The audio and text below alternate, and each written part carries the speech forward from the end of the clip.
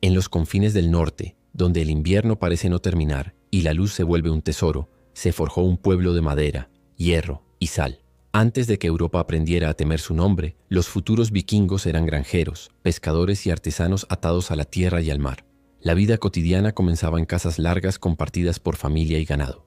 Allí se negociaba la supervivencia: manteca en cuencos de madera, pan de cebada, sopa de pescado. En la penumbra, historias de dioses viajaban de boca en boca. El mundo estaba poblado por dioses y fuerzas invisibles. Los juramentos se sellaban ante figuras de madera y altares de tierra. Para el norte, la religión no era consuelo, era contrato con el destino. En la edad del hierro nórdica, el secreto del metal dio ventaja a quienes dominaban el fuego. Hachas, lanzas y espadas no eran solo armas, eran herencia, prestigio y moneda de poder. El verdadero milagro del norte fue el barco. Construidos con técnica de tingladillo, flexibles como un animal marino, aquellos cascos podían morder las olas y remontar ríos. La vela cuadrada, adoptada entre los siglos VII y VIII, multiplicó la ambición humana. La ley se hablaba en asambleas, el Thing. Allí se resolvían disputas, se pactaban alianzas y se juzgaban agravios. No había reyes absolutos. El prestigio debía ganarse y la palabra mantenerse. En la vida nórdica, las mujeres eran guardianas del hogar y de los bienes, poseían dotes, administraban granjas y podían solicitar divorcio. Las llaves en su cintura eran emblema de autoridad. Población en aumento, tierras limitadas, inviernos caprichosos y noticias de plata extranjera. La necesidad y la oportunidad se dieron la mano. La mirada del norte empezó a buscar más allá del oleaje. Mucho antes de las racias existió el comercio. Desde la costa báltica hasta el interior eslavo, redes discretas conectaban granjas con mercados lejanos. En tumbas de Gotland dormían monedas árabes, dirhams que contaban historias del este. Alrededor, un tablero complejo. Pueblos sami con sus renos, francos con iglesias de piedra, sajones combativos, islas con monasterios ricos y mal defendidos. El mapa susurraba tentaciones. La sociedad se articulaba en lazos personales. Un caudillo ofrecía banquetes y botín. Sus hombres prometían fidelidad. El honor era capital. La vergüenza, deuda impagable. Sin brújulas ni mapas, aprendieron a leer el mundo. Rutas de aves, tonos del mar, constelaciones. La proa esculpida no era adorno, era plegaria contra lo desconocido. Al este, en tierras suecas, Uppsala emergía como centro de culto y poder. No todos los reyes lo eran por sangre. Muchos lo fueron por consenso, fuerza y fortuna. Al principio fueron viajes cortos. Comerciar, probar la costa, medir defensas. Cada regreso traía historias de plata blanda y granjas sin muros. En las costas del occidente cristiano, templos y monasterios acumulaban riqueza. La fe los protegía de la guerra, pero no del mar. A veces la historia depende de una marea a favor. Aún no se llaman a sí mismos vikingos. Son hombres del norte, granjeros con remos, comerciantes con espadas. Pero la palabra está por nacer, y con ella una era. El metal extranjero encendía ambiciones. Cada brazal nuevo era un voto de continuidad, más barcos, más rutas, más riesgo. Aprendieron a viajar con el año. El mar manda, abre y cierra puertas. Saberlo fue la primera victoria del norte. Llegaban noticias de lugares sin murallas, con tesoros y campanas de bronce.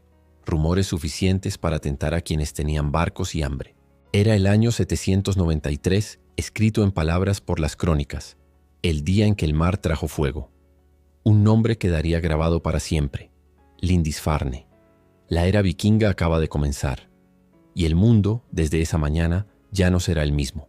En aquel verano del año 793, las crónicas anglosajonas dejaron un testimonio.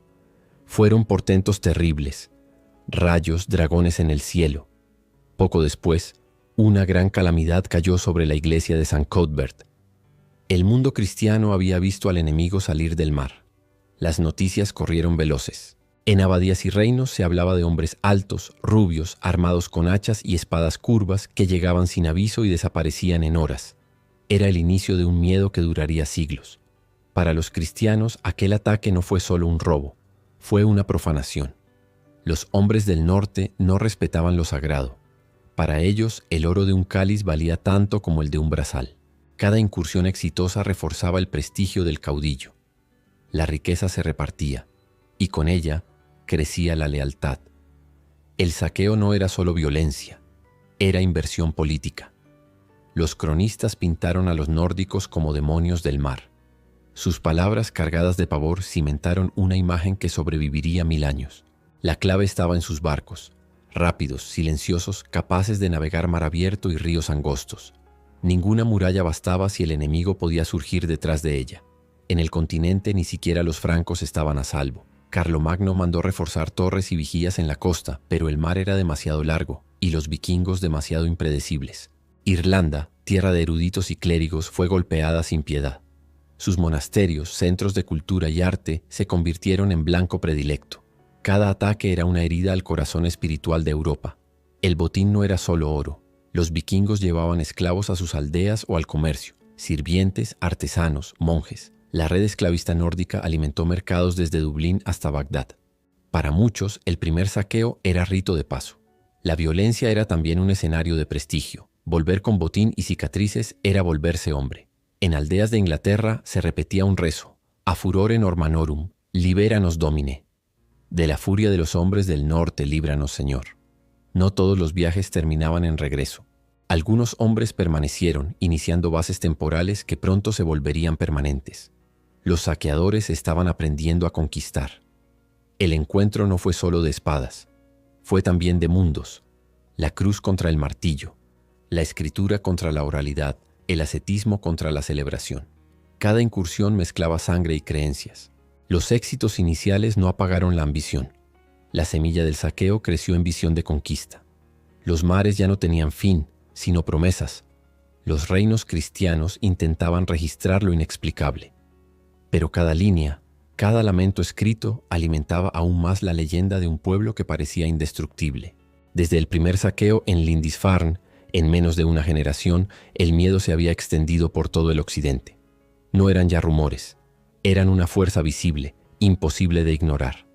Los ataques aislados comenzaron a coordinarse. Las bandas se hicieron ejércitos. El caos tomaba forma de estrategia. Los gobernantes cristianos comprendieron. Las incursiones no eran tormentas pasajeras, eran una era, y resistirlas requeriría algo más que muros de madera. Para los hombres del norte, cada saqueo era victoria sobre el destino. No había vergüenza en arrebatar al débil, había gloria en volver con riqueza. Tras Inglaterra e Irlanda, los ojos del norte giraron hacia una nueva presa, las costas del Imperio Franco, y allí el choque sería aún más devastador. El rugido vikingo ya no era eco, era tormenta, y estaba en camino hacia el corazón de Europa. En el año 804, el emperador Carlomagno había forjado un imperio inmenso coronado por el Papa en Roma. Pero ni su poder ni su fe lo salvaron de una nueva sombra que llegaba del norte. El secreto de los Drakkar era la sorpresa. Los francos habían fortificado la costa, pero nadie imaginó que los invasores pudieran navegar hasta el corazón del continente, como cuchillas de agua que abrían las entrañas del imperio. En Normandía, ciudades como Rouen fueron saqueadas una y otra vez. El mensaje era claro. No había refugio, no había muro lo bastante alto para detener al enemigo que llegaba por los ríos. Carlomagno murió en el año 814. Su herencia pasó a hijos y nietos que no tenían ni su genio ni su disciplina. La debilidad de los reyes francos sería la fuerza de los vikingos. París, el orgullo franco, pronto se convertiría en objetivo. A orillas del Sena era el corazón político y espiritual de la región. Tomarla sería un golpe de martillo contra toda Europa. En el año 845, Ragnar Lodbrok, figura envuelta en mito, llegó con 120 barcos y miles de hombres. París tembló bajo un rugido nórdico. Los parisinos se prepararon para lo peor. Pero ¿cómo resistir a un ejército de hombres endurecidos por el mar, que no temían a la muerte porque veían en ella el camino al Valhalla? La ciudad no cayó por la espada, sino por la desesperación. El rey Carlos el Calvo pagó 7.000 libras de plata para que los invasores se marcharan. Fue un rescate histórico y un precedente peligroso. Aquella riqueza fortaleció el prestigio vikingo. Cada rescate pagado en plata era un incentivo para volver, para llevar más barcos, más hombres, más violencia. No fue solo París. Desde el Atlántico hasta el Mediterráneo, los vikingos probaron fortuna en cada puerto. Francia, dividida por herencias y rivalidades, era una presa fácil. Para los francos, los vikingos eran una fuerza apocalíptica, incomprensible y sin medida. Algunos francos pagaban, otros negociaban, otros traicionaban. Pero cada pacto era frágil. El oro comprado con miedo nunca garantizaba paz. La plata franca alimentó una economía en expansión. El saqueo no era ya solo aventura. Era motor de riqueza y de poder político en las tierras del norte. Los reyes intentaron organizar defensas, torres de vigía, guarniciones en puertos, flotas improvisadas. Pero el enemigo era como el viento, imprevisible, fugaz, imposible de atrapar. Para la Iglesia, las incursiones eran castigo divino. Los vikingos se convirtieron en advertencia moral, un recordatorio de lo frágil que era la cristiandad ante los designios celestiales. Con cada ataque, el poder carolingio se desgastaba. El imperio que había sido orgullo de Europa se resquebrajaba, y en sus grietas los nórdicos construían futuro. París resistió, pero lo hizo humillada. La imagen de una gran ciudad pagando tributo marcó un antes y un después en la historia del continente. El saqueo había demostrado su fuerza, pero en la mente de algunos líderes germinaba una idea más ambiciosa: no solo robar Europa, sino poseerla. La herencia de Carlomagno se desintegraba, y mientras tanto los barcos del norte se multiplicaban como enjambres sobre el continente. Tras Francia vendrían nuevas tierras: Inglaterra, Irlanda e incluso horizontes más lejanos. La marea vikinga estaba lejos de su punto máximo. El saqueo había abierto la puerta. Lo que vendría ahora no sería solo violencia pasajera, sino colonización, conquista y reinvención de Europa. En el siglo IX, Inglaterra no era un solo reino, sino 4. Divididos, frágiles y en constante disputa, se convirtieron en terreno fértil para la tormenta que se avecinaba desde el mar. Desde finales del siglo VIII, los vikingos habían probado fortuna en Inglaterra, pero lo que comenzó como incursiones aisladas pronto se transformó en campañas de mayor escala. En el año 865 llegó lo que las crónicas llamarían el Gran Ejército Pagano. No eran simples saqueadores, eran clanes unidos con la intención de quedarse. Las sagas narran con crudeza el destino de Edmundo, el rey que prefirió la fe a la rendición. Su martirio se convirtió en leyenda, pero también en advertencia. Los vikingos no respetaban tronos ni coronas. En el año 866, los vikingos tomaron York, corazón del reino de Northumbria. La antigua ciudad romana se transformó en Jorvik, capital de un nuevo poder nórdico en suelo inglés. No eran solo saqueos. Los invasores exigían tributo, imponían dominio. Inglaterra empezaba a aprender que no se trataba de visitas pasajeras, sino de una ocupación duradera. Algunos reinos intentaron pactar, pagando con oro y tierra, pero cada acuerdo era temporal, porque detrás de cada pacto se alzaba otro ejército del norte. En el sur, en el pequeño reino de Wessex, emergió un líder inesperado: Alfredo, quien más tarde sería llamado el Grande. Su destino sería enfrentarse a la tormenta vikinga. Al principio, Alfredo y sus ejércitos sufrieron derrota tras derrota. Inglaterra parecía condenada a caer bajo la marea vikinga. El rey se convirtió en fugitivo en su propia tierra. La corona sajona pendía de un hilo y el sueño de una Inglaterra libre parecía extinguirse. Allí, en la oscuridad de la derrota, juró resistir. La historia de Inglaterra dependería de aquel momento: la fe frente al colapso, la esperanza contra la marea. Desde la clandestinidad, Alfredo reorganizó su reino. Entrenó nuevas tropas, fortaleció defensas, unió a campesinos y nobles bajo una sola causa. El rumor se extendió: los sajones podían resistir. El mito de la invencibilidad vikinga comenzaba a resquebrajarse. En el año 878, Alfredo enfrentó al gran ejército en Edington. Fue el momento decisivo donde Inglaterra se jugaba su supervivencia. La batalla fue brutal. Días enteros de lucha cuerpo a cuerpo. Pero contra todo pronóstico, los sajones resistieron y comenzaron a empujar a los invasores hacia atrás. Por primera vez en años, los vikingos aceptaron una derrota en suelo inglés. El pacto que siguió dividió la isla. Tierras sajonas en el sur, dominio vikingo en el norte. Así nació el Danelau, una región bajo ley nórdica. Inglaterra quedó partida y el choque de culturas se volvió permanente. Lejos de la imagen de saqueadores, los vikingos en Jorvik demostraron otra cara: constructores, comerciantes, legisladores. El mito se mezclaba con la realidad. La paz era frágil. Cada frontera, cada río, era un recordatorio de que la guerra podía volver en cualquier momento. La resistencia de Alfredo salvó a Inglaterra de la aniquilación, pero la lucha contra los hombres del norte no había terminado. De hecho, apenas comenzaba, porque mientras Inglaterra ardía, otra ambición crecía en el corazón nórdico: la conquista de nuevas tierras y la fundación de reinos que cambiarían Europa para siempre. Lo que comenzó como saqueo pronto se convirtió en colonización. Los vikingos ya no eran solo visitantes del horror, sino constructores de un nuevo orden en tierras extranjeras. En el año 911, el rey franco Carlos el Simple ofreció tierras a un caudillo vikingo llamado Rollón. A cambio, debía proteger la costa del Sena de futuros ataques. Así nació Normandía, la tierra de los hombres del norte. El saqueador se convirtió en noble, y sus descendientes, los duques normandos, jugarían un papel decisivo en la historia europea, conquistando Inglaterra en el año 1066. En Inglaterra, el Danelaw fue más que territorio conquistado. Fue un laboratorio cultural donde las costumbres nórdicas y sajonas se entrelazaron. Allí nacieron nuevas formas de gobernar, de comerciar y hasta de hablar. En Irlanda, los vikingos fundaron ciudades como Dublín. Lo que había empezado como un campamento de saqueadores se convirtió en un puerto estratégico, conectado con rutas que llegaban hasta Bizancio y Bagdad. El mundo vikingo ya no era solo norteño. A través de ríos como el Volga, sus barcos llegaron hasta el mar Caspio. Traían ámbar, pieles y esclavos y regresaban con seda, especias y plata oriental. En el este, los varegos dieron origen a la Rus de Kiev, que más tarde sería la cuna de Rusia y Ucrania. Allí, el espíritu nórdico se mezcló con la cultura eslava y bizantina. Los hombres del norte no se conformaron con las aguas frías. Sus velas ondearon en el Mediterráneo, donde guerrearon y comerciaron con musulmanes, italianos y griegos. Poco a poco, los mismos que habían profanado monasterios comenzaron a aceptarlos. El cristianismo se convirtió en la llave para integrarse a las sociedades conquistadas. La sangre vikinga se entremezcló con la europea. Lo que había sido choque cultural se transformó en fusión, dando origen a nuevas dinastías. La guerra también cambió. Los vikingos aprendieron de los europeos y comenzaron a fortificar sus asentamientos, adaptándose a un nuevo estilo de conflicto.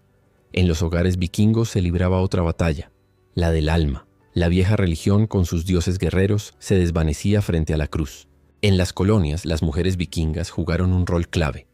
Administraban tierras y en ocasiones acompañaban a los guerreros.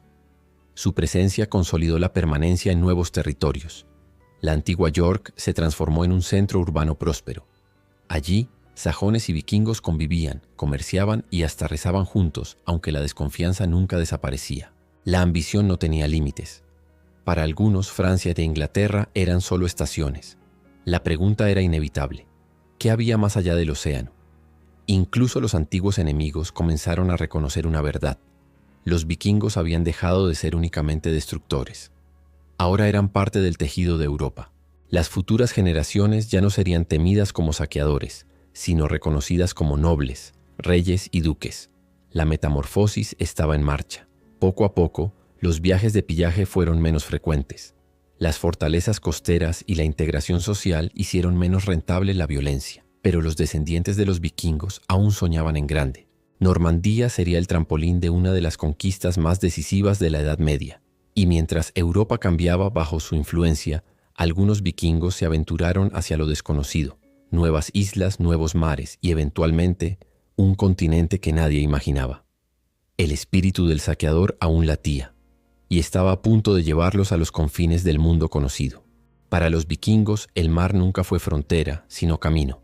A finales del siglo IX se lanzaron hacia el oeste, hacia un océano indomable donde pocos se atrevían a navegar.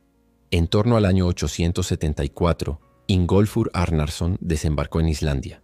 Allí fundó Reykjavik, la bahía humeante, una isla desierta pero fértil para los que buscaban libertad. En Islandia, los vikingos levantaron uno de los parlamentos más antiguos del mundo, el Althing, creado en el año 930. Allí, la ley se recitaba de memoria y las disputas se resolvían bajo cielos tormentosos. Muchos colonos llegaron huyendo de Noruega, donde los reyes intentaban centralizar el poder. Islandia se convirtió en refugio de los libres, pero también en tierra de desterrados. En Islandia convivieron por siglos las antiguas creencias nórdicas y el cristianismo. En el año 1000, los jefes decidieron aceptar oficialmente la nueva fe, aunque muchos siguieron invocando a Thor en secreto. En torno al año 986, Eric el Rojo, exiliado de Islandia, fundó colonias en Groenlandia. Bautizó así a la isla, la Tierra Verde, como estrategia para atraer más colonos, aunque gran parte estaba cubierta de hielo. En Groenlandia, los vikingos se adaptaron a un clima extremo. Cultivaban en verano, cazaban focas y comerciaban marfil de Morsa con Europa. Fue un experimento de supervivencia en el límite del mundo. El hijo de Eric, Leif, no se conformó con vivir en los márgenes. Escuchó relatos de tierras aún más lejanas, donde crecían bosques infinitos, y se atrevió a ir más allá. En torno al año 1000, Leif Erikson llegó a una tierra que llamó Vinland, la tierra del vino. Para muchos, aquel fue el primer contacto europeo con América, 5 siglos antes de Colón. Los vikingos encontraron habitantes en esas tierras. Las sagas cuentan de intercambios pacíficos, pero también de violentos enfrentamientos con quienes llamaban Skrælings. Las colonias en Vinland nunca prosperaron. El aislamiento, las disputas internas y la hostilidad con los nativos obligaron a los vikingos a regresar a Groenlandia. Aunque las colonias desaparecieron, el recuerdo sobrevivió en las sagas. Para los descendientes, Vinland se convirtió en un símbolo, la prueba de que ningún horizonte era inalcanzable. Con el tiempo, las colonias groenlandesas también abrazaron el cristianismo. Monjes rezaban mientras afuera, cazadores luchaban contra el hielo eterno. La fe se volvió otra forma de resistencia. Pero hacia el siglo XIV, el clima comenzó a enfriarse. El comercio decayó, las cosechas fallaron y las colonias vikingas de Groenlandia fueron abandonadas, tragadas por la nieve. Pese al fracaso, aquellos viajes demostraron la audacia nórdica.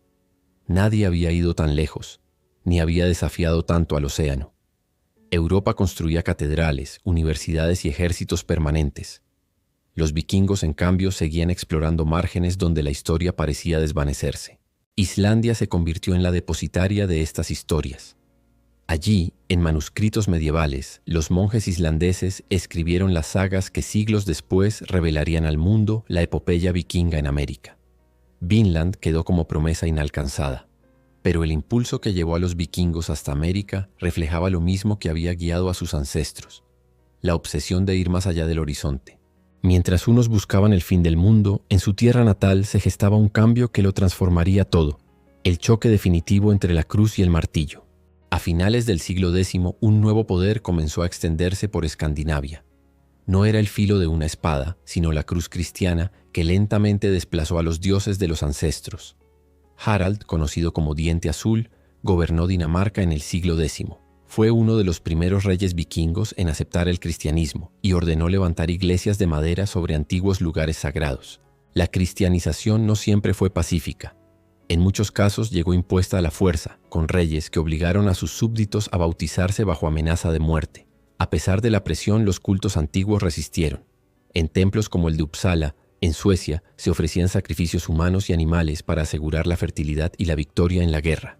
Desde el continente, misioneros viajaron a Escandinavia, llevando consigo la palabra de Cristo. Con paciencia y tenacidad, aprendieron las lenguas nórdicas y predicaron entre campesinos y comerciantes. La isla de Islandia adoptó oficialmente el cristianismo en una decisión política. Para evitar la guerra civil, los líderes acordaron aceptar la nueva fe, pero permitieron que en privado se siguieran practicando algunos ritos paganos.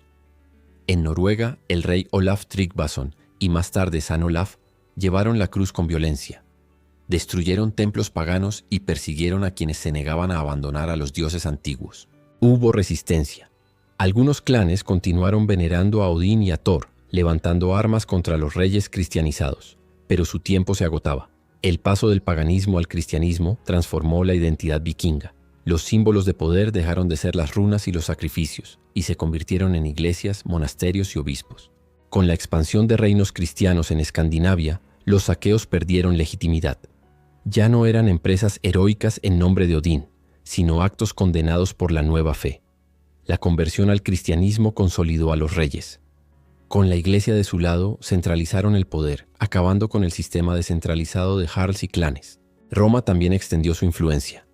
Los reyes vikingos buscaron reconocimiento del Papa, integrándose al orden cristiano de Europa. Los cronistas narran que los últimos sacrificios paganos se realizaron en el siglo XI. Con ellos se apagó un mundo de dioses guerreros y presagios de runas. La era vikinga, que había comenzado con el saqueo de Lindisfarne en el año 793, llegaba a su fin 3 siglos después, envuelta ya en el manto del cristianismo. La imagen del drácar ardiente se convirtió en símbolo de lo que desaparecía. Un mundo de exploradores, saqueadores y colonizadores que habían desafiado a Europa y al océano. La cristianización trajo también educación, escritura y nuevas leyes. Los reinos nórdicos se integraron al concierto de la Europa medieval, dejando atrás su aislamiento. Pero la memoria de los antiguos dioses y héroes sobrevivió en las sagas islandesas, escritas en los siglos XII y XIII. Allí, el eco del martillo de Thor y la sabiduría de Odín siguieron resonando. Con el fin de la era vikinga, Europa entró en una nueva etapa. Los descendientes de aquellos saqueadores ahora eran reyes, duques y cristianos que luchaban por un lugar en el escenario medieval. La era vikinga había terminado, pero su legado apenas comenzaba, porque los descendientes de aquellos hombres del norte aún cambiarían la historia del continente.